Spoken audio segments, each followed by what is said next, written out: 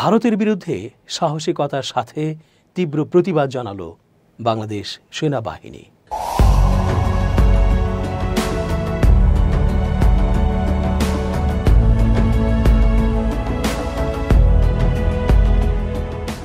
আসসালামু আলাইকুম প্রিয় দর্শক, আমন্ত্রণ আজকের আলোচনায়। চেঞ্জ টিভির আন্তর্জাতিক চোখ অনুষ্ঠানে এস.জি. রতন স্বাগত জানাচ্ছি। সেনাবাহিনী একটা চৌকস বাহিনী। এই বাহিনী আমাদের সার্বভৌমত্বের সাথে অঙ্গাঙ্গিভাবে জড়িত। সেখানে কিছু বিপথগামী থাকলে প্রক্রিয়ার মধ্যে থেকেই তাতে শুদ্ধাচার কার্যক্রম চালানোই আইনি উপায়। এতেই ভালো কিছু নিহিত থাকে। ইতোমধ্যেই অন্তর্বর্তী সরকার তা করে দেখিয়েছে। আরও বাকি থাকলে সেক্ষেত্রেও এভিডেন্স মোতাবেক কাজ চলছে। বাংলাদেশ পুলিশও আমাদের গর্বের বাহিনী ছিল, কিন্তু কিছু বিপথগামী ঊর্ধ্বতনের কারণে জুলাই বিপ্লবে তাদের নির্মম ভূমিকার জন্য পুরো বাহিনী সমালোচিত হয়েছে। সেখানেও শুদ্ধি অভিযান চলছে। তাদের হারানো গর্বিত ভূমিকা ফিরিয়ে আনার প্রক্রিয়া চলমান আছে। এভাবেই আমাদের এগিয়ে যেতে হবে। যারা অন্যায়কারী তারা নিঃসন্দেহে ঝরে পড়বে। ভারতের অব্যাহতভাবে চলমান রাখা প্রোপাগান্ডার সাম্প্রতিক একটি বিষয়ে সেনাবাহিনী তাদের তীব্র প্রতিক্রিয়া জানিয়েছে। ভারতীয় সংবাদ মাধ্যম ইন্ডিয়া টুডেতে প্রকাশিত বাংলাদেশ সেনাবাহিনী প্রধান উপদেষ্টা মোহাম্মদ ইউনূসের বিরুদ্ধে সম্ভাব্য অভ্যুত্থানের আশঙ্কায় জরুরি বৈঠক করেছে শীর্ষক মন গড়া মিথ্যা প্রতিবেদনের প্রতিবাদ জানিয়েছে সেনাবাহিনী। প্রতিবাদ বার্তায় এই প্রতিবেদনকে অবিশ্বাস্য তথ্য বিকৃতি, গুজব রটানো, পুরোপুরি মিথ্যা ও বিভ্রান্তিকর বলে আখ্যা দেওয়া হয়েছে। এতে বলা হয়, ইন্ডিয়া টুডেতে আবারও মিথ্যা ও ভিত্তিহীন তথ্যের ভিত্তিতে একটি প্রতিবেদন প্রকাশ করা হয়েছে, যা বাংলাদেশ সেনাবাহিনীর নজরে এসেছে। সেদিন 25 মার্চ প্রকাশিত বাংলাদেশ সেনাবাহিনী প্রধান উপদেষ্টা মোহাম্মদ ইউনূসের বিরুদ্ধে সম্ভাব্য অভ্যুত্থানের আশঙ্কায় জরুরি বৈঠক করেছে শিরোনামের প্রতিবেদনটি শুধু সাংবাদিকতার নীতিমালার চরম লঙ্ঘনই নয়, বরং এটি একটি মর্যাদাসম্পন্ন সংবাদ মাধ্যমের অবিশ্বাস্য তথ্য বিকৃতি ও গুজব রটানোর জঘন্য দৃষ্টান্ত। প্রতিবেদনে কোনো নির্ভরযোগ্য সূত্র বা যাচাইযোগ্য প্রমাণ নেই, বরং এটি সম্পূর্ণভাবে ভিত্তিহীন গুজব ছড়ানোর আরেকটি প্রয়াস। আসন্ন অভ্যুত্থান সংক্রান্ত তথ্য পুরোপুরি মিথ্যা ও বিভ্রান্তিকর, যা সাংবাদিকতার ন্যূনতম নৈতিকতাও উপেক্ষা করেছে। প্রতিবাদ বার্তায় বলা হয়, এর আগে 11 মার্চ ইন্ডিয়া টুডেতে সেনাবাহিনীকে নিয়ে একটি অসত্য প্রতিবেদন প্রকাশ করা হয়, যা আমরা তখনই প্রত্যাখ্যান করেছিলাম। কিন্তু দুঃখজনকভাবে ওই প্রতিবাদ সত্ত্বেও ইন্ডিয়া টুডে তাদের ভিত্তিহীন সংবাদ প্রকাশের চর্চা অব্যাহত রেখেছে, যা তাদের সম্পাদনা নীতির চরম অবক্ষয়ের প্রমাণ। এতে আরও বলা হয়, বাংলাদেশ সেনাবাহিনী রাষ্ট্রের সার্বভৌমত্ব, গণতন্ত্র ও শান্তি রক্ষায় অটল রয়েছে। আমরা ইন্ডিয়া টুডে সহ সব সংবাদ মাধ্যমকে দায়িত্বশীল সাংবাদিকতার নীতিমালা অনুসরণ করার আহ্বান জানাই এবং অনুরোধ করি ভিত্তিহীন ও উস্কানিমূলক খবর প্রকাশ করা থেকে বিরত থাকার জন্য। বাংলাদেশ ও ভারতের মধ্যে বন্ধুত্বপূর্ণ সম্পর্ককে প্রশ্নবিদ্ধ করার এ ধরনের অপপ্রচার কোনোভাবেই গ্রহণযোগ্য নয়। বাংলাদেশের ছাত্র জনতার অভ্যুত্থানে আওয়ামী লীগ সরকারের পতনের পর থেকেই প্রতিবেশী ভারতের সঙ্গে দ্বিপাক্ষিক সম্পর্কে উত্তেজনা শুরু হয়েছে। এই উত্তেজনার মধ্যেই ভারতীয় গণমাধ্যম নজিরবিহীনভাবে বাংলাদেশ নিয়ে বিভিন্ন প্রোপাগান্ডা ও গুজব ছড়ানো হচ্ছে। এ নিয়ে অনুসন্ধান করেছে ফ্যাক্ট চেক সংস্থা রিউমার স্ক্যানার। সংস্থাটি বলছে, রাষ্ট্র ক্ষমতার পট পরিবর্তনের পর 12 আগস্ট থেকে 5 ডিসেম্বর পর্যন্ত ভারতীয় গণমাধ্যমে প্রচারিত অন্তত 13টি ভুয়া খবরের খোঁজ পেয়েছে। এমন ভুয়া খবর প্রচারের তালিকায় ভারতের অন্তত 49টি গণমাধ্যমের নাম উঠে এসেছে। এর মধ্যে রিপাবলিক বাংলা সর্বাধিক 5টি গুজব প্রচার করেছে। এ নিয়ে পরবর্তী অবস্থানে রয়েছে হিন্দুস্তান টাইমস, জি নিউজ এবং লাইভ মিন্ট, যারা প্রত্যেকে অন্তত 3টি করে গুজব প্রকাশ করেছে।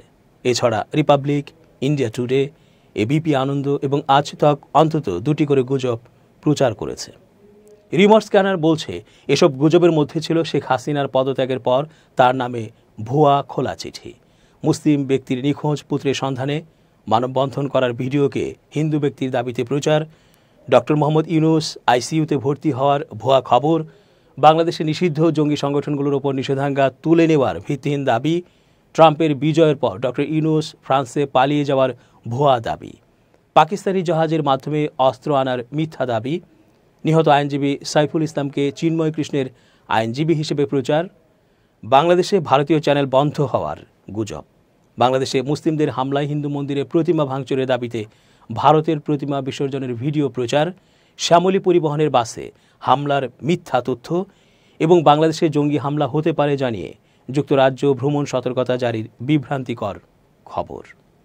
5 আগস্ট ক্ষমতাচ্যুত হয়ে ভারতে আশ্রয় নেওয়ার পর শেখ হাসিনা দিল্লি থেকে জনগণের উদ্দেশ্যে একটি খোলা চিঠি দিয়েছেন এবং ওই চিঠিতে তার ক্ষমতাচ্যুত হওয়ার জন্য যুক্তরাষ্ট্রকে দায়ী করেছেন দাবিতে ভারতীয় গণমাধ্যমে একটি তথ্য ছড়িয়ে পড়ে। তবে জানা যায় শেখ হাসিনা এমন কোনো চিঠি দেননি। রিউমার স্ক্যানারের অনুসন্ধানে উঠে আসে এই চিঠিটি প্রথমে ফেসবুকে ছড়িয়ে পড়ে এবং পরবর্তীতে ভারতের আগরতলা ভিত্তিক দৈনিক ত্রিপুরা ভবিষ্যৎ পত্রিকার প্রিন্ট সংস্করণে তারিখ সহ প্রকাশিত হয়। এরপর ওই পত্রিকার স্ক্রিনশটটি সামাজিক যোগাযোগ মাধ্যমে ব্যাপকভাবে শেয়ার হতে থাকে এবং পরবর্তী সময়ে ভারতের ও বাংলাদেশের কয়েকটি গণমাধ্যমেও এটি প্রচারিত হয়। 5 আগস্টের পর ভারতের বিভিন্ন গণমাধ্যমে একটি ভিডিও ছড়িয়ে পড়ে যেখানে দাবি করা হয় একজন হিন্দু ব্যক্তি তার নিখোঁজ পুত্রের সন্ধান দাবিতে মানববন্ধন করছেন। তবে রিউমার স্ক্যানারের অনুসন্ধানে জানা যায় ওই ব্যক্তি আসলে মুসলিম এবং তার নাম বাবুল হাওলাদার। 2013 সালে নিখোঁজ হওয়া ছেলের সন্ধানে মানববন্ধন করেছিলেন তিনি। শেখ হাসিনা ক্ষমতা হারানোর পর 8 আগস্ট ডক্টর মোহাম্মদ ইউনূসকে প্রধান উপদেষ্টা করে অন্তর্বর্তীকালীন সরকার গঠন করা হয়। ভারতীয় গণমাধ্যমে দাবি আসে অন্তর্বর্তীকালীন সরকারের প্রধান উপদেষ্টা ডক্টর মোহাম্মদ ইউনূস অসুস্থ হয়ে আইসিইউতে ভর্তি হয়েছেন। এই দাবির সঙ্গে একটি হাসপাতালে চিকিৎসাধীন ব্যক্তির ছবিও প্রকাশিত হয়। তবে রিউমার স্ক্যানারের অনুসন্ধানে জানা যায় ছবিটি ডক্টর ইউনূসের নয়। ছবিটি সাম্প্রতিক সময়ের কিংবা বাংলাদেশেরও কোনো ছবি নয়। প্রকৃতপক্ষে ডক্টর ইউনূস সুস্থ রয়েছেন। বাংলাদেশের রাজনৈতিক পট পরিবর্তনের পর বাংলাদেশে বেশ কিছু নিষিদ্ধ জঙ্গি সংগঠনের ওপর থেকে নিষেধাজ্ঞা তুলে নেওয়া হয়েছে বলে দাবি করে ভারতীয় গণমাধ্যম। তবে রিউমার স্ক্যানার টিমের অনুসন্ধানে এই দাবির কোনো সত্যতা পাওয়া যায়নি। কোনো প্রকার নির্ভরযোগ্য তথ্য ও প্রমাণ ছাড়া ভারতীয় গণমাধ্যমে এই মিথ্যা দাবি প্রচারিত হয়। 5 নভেম্বর যুক্তরাষ্ট্রের 47তম রাষ্ট্রপতি নির্বাচনে রিপাবলিকান প্রার্থী ডোনাল্ড ট্রাম্প বিজয়ী হন। ট্রাম্পের বিজয়ের পর ভারতীয় গণমাধ্যমে একটি দাবি ছড়িয়ে পড়ে যে ডক্টর মোহাম্মদ ইউনূস ফ্রান্সে পালিয়ে গেছেন। তবে রিউমার স্ক্যানারের অনুসন্ধানে জানা যায় এই দাবি মিথ্যা। পালানোর প্রমাণ হিসেবে ব্যবহৃত বিমানের ছবিটি 8 আগস্ট ডক্টর ইউনূসের ফ্রান্স থেকে বাংলাদেশে ফেরার সময়ের। স্বাধীনতার পর গত 13 নভেম্বর প্রথমবারের মতো সরাসরি পাকিস্তানের করাচি থেকে কন্টেইনার বহনকারী একটি জাহাজ চট্টগ্রাম বন্দরে নোঙর করে। এ নিয়ে ভারতীয় গণমাধ্যমে দাবি করা হয় 1971 সালে মুক্তিযুদ্ধের সময় পাকিস্তানের সোয়াত নামের যে সামরিক জাহাজ চট্টগ্রাম বন্দরে অস্ত্র ও গোলাবারুদ নিয়ে এসেছিল সেই জাহাজ আবারও চট্টগ্রাম বন্দরে পৌঁছেছে। আরও দাবি করা হয় ওই জাহাজে পাকিস্তান থেকে বাংলাদেশে অস্ত্র আনা হচ্ছে। তবে রিউমার স্ক্যানারের অনুসন্ধানে এসব দাবির কোনো সত্যতা পাওয়া যায়নি। জাহাজটির নাম এমভি ইউয়ান জিয়ান ফা ঝং। এটি একটি বাণিজ্যিক জাহাজ এবং এর মাধ্যমে শিল্পের কাঁচামাল ও ভোগ্য পণ্য আনা হয়েছে। 25 নভেম্বর হজরত শাহজালাল আন্তর্জাতিক বিমানবন্দর থেকে জাতীয় পতাকা অবমাননার অভিযোগে বাংলাদেশ সম্মিলিত সনাতনী জাগরণ জোটের মুখপাত্র চিন্ময় কৃষ্ণ দাস ব্রহ্মচারীকে গ্রেপ্তার করে গোয়েন্দা পুলিশ। পরদিন 26 নভেম্বর তাকে চট্টগ্রাম আদালতে হাজির করা হলে জামিন নামঞ্জুর করা হয়। এরপর আদালত প্রাঙ্গণে উত্তেজনা সৃষ্টি হলে চিন্ময়কে প্রিজন ভ্যানে তুলে কারাগারে পাঠানোর চেষ্টা করা হয়। এ সময় তার অনুসারীরা বিক্ষোভ শুরু করলে পুলিশ ও বিজিবি লাঠি পেটা এবং সাউন্ড গ্রেনেড নিক্ষেপ করে বিক্ষোভকারীদের ছত্রভঙ্গ করে। সংঘর্ষের মধ্যে চট্টগ্রাম জেলা আদালতের আইনজীবী সাইফুল ইসলাম আলিফ নিহত হন। ভারতীয় গণমাধ্যম দাবি করে সাইফুল ইসলাম চিন্ময়ের আইনজীবী হওয়ায় তাকে হত্যা করা হয়েছে, কিন্তু এই দাবি সঠিক নয়। চিন্ময়ের আইনজীবী শুভাশিস শর্মা, সাইফুল ইসলাম নয়। ভারতীয় কিছু গণমাধ্যমে দাবি করা হয় বাংলাদেশে ভারতীয় স্যাটেলাইট চ্যানেলগুলোর সম্প্রচার বন্ধ করা হয়েছে।